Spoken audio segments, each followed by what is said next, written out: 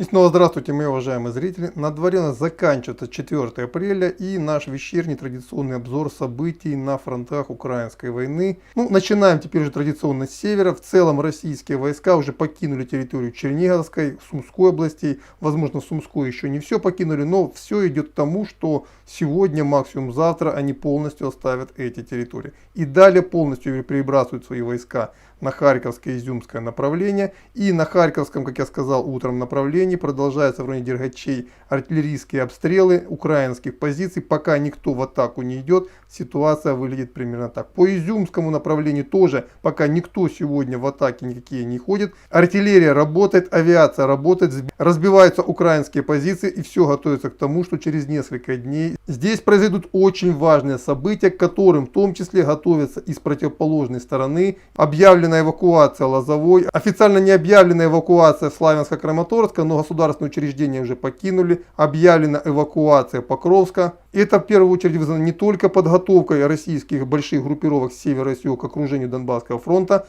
но и в какой-то степени в связи с успехами российских и донецких войск на Горловском направлении. Сегодня утром, как я говорил, пришло сообщение о том, что Новобахмутовка полностью под контролем народной милиции ДНР российских войск, а к вечеру пришли сообщения о том, что они продвинулись и дальше на север в район так называемого Донецкого Нью-Йорка. То есть плацдарм постепенно расширяется в ширину и в глубину, и в целом можно уже говорить о каком-то серьезном оперативном прорыве. Причем самое примечательное, что вот именно сегодня последние сутки показали, что оборона на этом участке начинает продавливаться и поддаваться. Перед этим несколько дней, несмотря на очень серьезную артиллерийскую поддержку и авиационную поддержку, войска Российской Федерации народной милиции все-таки продвигались очень слабо. А вот сегодня наметили гораздо более значимые успехи, и поглядим, что будет через день-два. Тем более, что скорее всего через день-два начнется наступление и в районе между Гуляйполем и Великой Новоселовкой, и командование ВСУ ожидает этой атаки с дня на день. Но самые важные новости сегодня идут из Мариуполя.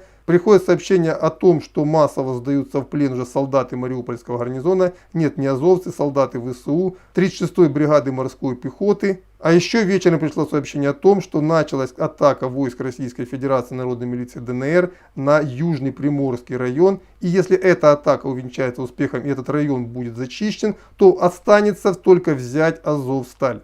Последний оплот азовцев. В целом эти сражения уже не сильно влияют на обстановку на остальных фронтах. Дело в том, что большая часть уже сил, которые принимали участие в штурме Мариуполя, они уже переброшены на север и через несколько дней уже должны принять участие в наступлении на север. И также приходит сообщение о локальных местных боях в районе Николаева, Херсона. Тактика российских войск: не идти вперед пехотными и танковыми подразделениями, обработка идет артиллерией. И после того, как части противника теряют боеспособность, этот населенный пункт занимается. И таким образом российские войска уже вновь вышли на границу Николаевской и Херсонской областей. И сегодня местный гарнизон в Николаеве, как и в Харькове, с ужасом ожидают штурма. Причем харьковские ВСУшники говорят о том, что Харькову уготовлена участь нового Мариуполя, а николаевцы очень серьезно потрепаны в предыдущих боях, а также обстрелах российскими ракетами. А еще хотел бы сказать, что за последних несколько дней мобильность ВСУ заметно ослабла. Дело в том, что российская авиация и ракеты нанесли удары по нескольким главным нефтебазам страны в центре и на юге, а еще по менее важным, но находящимся на Донбассе. А еще несколько дней назад, напомню, были нанесены удары по узловым станциям, через которые можно перевозить технику на Донбасс. Это Лозовая, это Синельниково и это Павлоград. То есть российская авиация обозначила то, что никакого серьезного маневра те силы, которые уже сосредоточены в этом регионе, произвести не могут.